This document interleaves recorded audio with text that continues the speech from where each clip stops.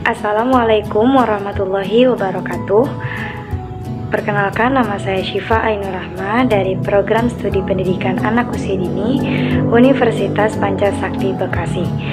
Baik teman-teman, di sini saya akan membahas mengenai analisis korelase pada mata kuliah statistik dengan dosen pengampu Ibu Ervia Eriza MPD.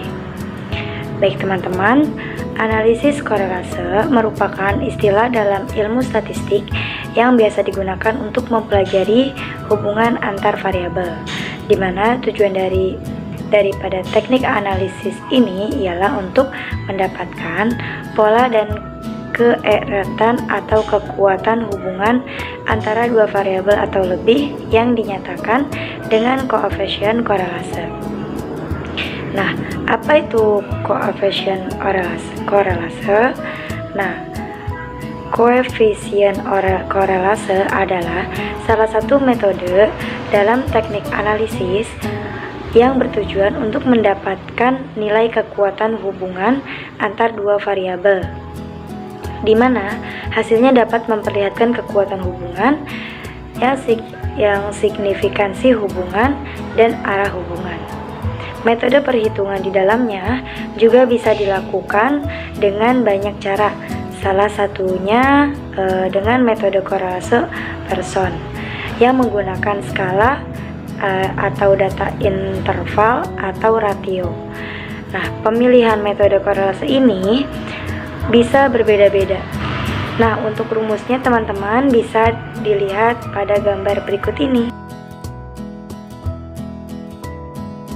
Dalam persamaan garis linier, variabel X biasa disebut dengan variabel bebas, yaitu variabel yang digunakan untuk memprediksi variabel Y. Sementara variabel Y disebut dengan variabel tak bebas, yaitu variabel yang nilainya diprediksi atau ditentukan oleh nilai variabel X. Namun perlu diperhatikan bahwa hasil koefisien korelase hanya bisa digunakan sebagai indikasi awal dalam analisis. Baik, selanjutnya di sini akan membahas tentang koefisien determinasi atau yang biasa disebut dengan R⁻².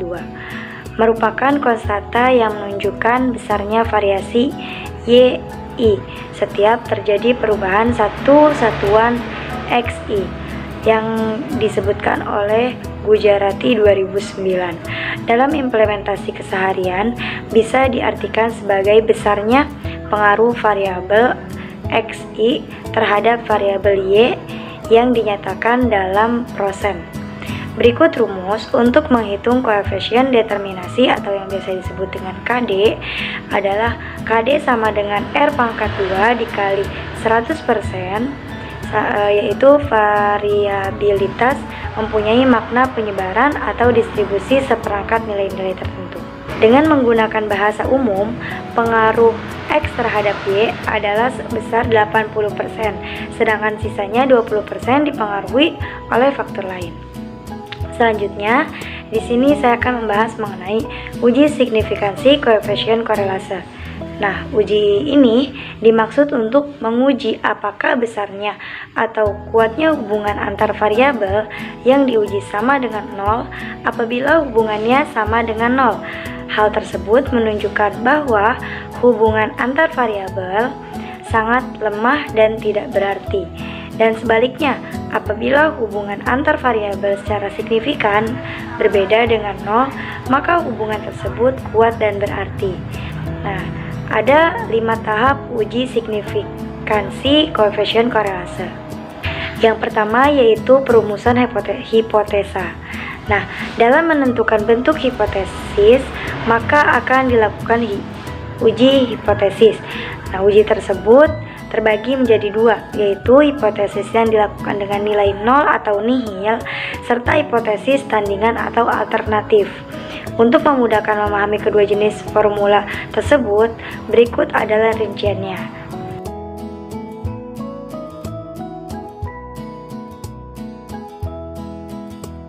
Selanjutnya yang kedua, menentukan taraf nyata.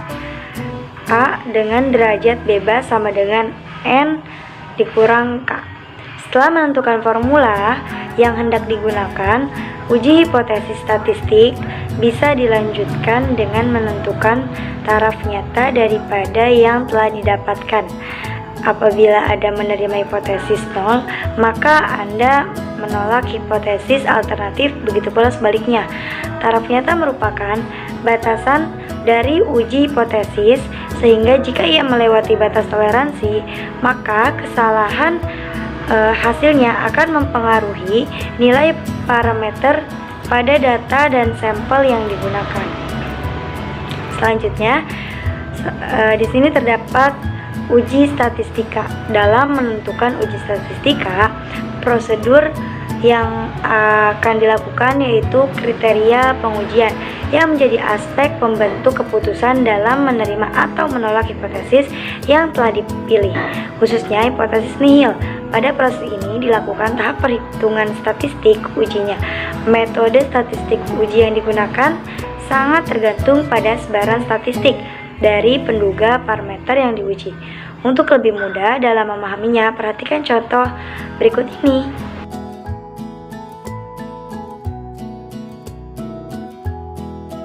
Selanjutnya, di sini terdapat menentukan daerah keputusan. Nah, dalam menentukan daerah kritis atau daerah penolakan HO pada tahap kelima ini, Anda harus menentukan di mana daerah kritis atau daerah penolakan pada HO. Nah, daerah penolakan HO sangat tergantung dari bentuk hipotesis alternatif. Perhatikan gambar berikut ini berserta rumus.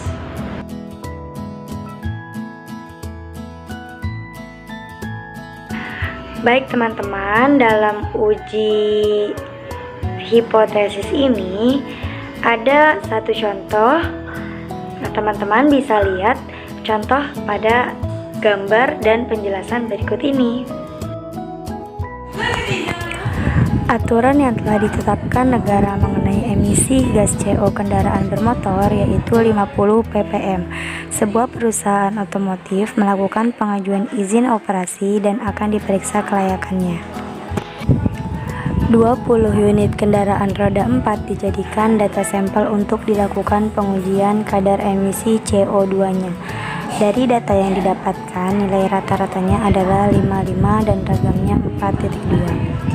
Dengan menggunakan taraf nyata 5%. Apakah perusahaan tersebut layak mendapatkan izin operasi? Berikut pembahasan pada contoh soal uji hipotesis pada perusahaan yang akan mendapatkan izin operasi. Baik teman-teman, materi yang terakhir di sini terdapat metode kuadrat terkecil. Nah, dalam metode ini adalah jumlah kuadrat dari semua deviasi antara variabel X dan Y yang masing-masing mempunyai koordinat sendiri akan berjumlah seminimal mungkin. Nah, baik teman-teman, untuk metode kuadrat terkecil ini ada satu contoh. Teman-teman silakan simak video contoh berikut ini. Contoh berikut adalah dari sebuah industri batik diperoleh data produksi dan penjualan. Nah, di situ sudah tertera ada tahun, produksi atau unit, dan terdapat penjualan sama dengan jumlah rupiahnya. Nah, pertanyaannya yang pertama yaitu buatlah tren produksi dengan metode least square method. Yang kedua, tentukan estimasi produksi pada tahun 2004. Jadi dari soal di atas, tahun 1999 akan dijadikan tahun dasar dan kita cari estimasi produksi di tahun 2004. Maka tabel berikut akan kita lakukan eliminasi dengan cara berikut. Simak gambar berikut ini. Jadi dari data yang telah kita hitung, akhirnya diketahui estimasi produksi untuk tahun 2004 sebanyak 475,046 unit.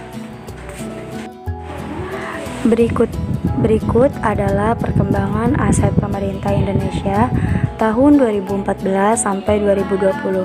Tentukan tren perkembangan nilai aset dan estimasi nilai aset tahun 2030 dengan menggunakan least square method.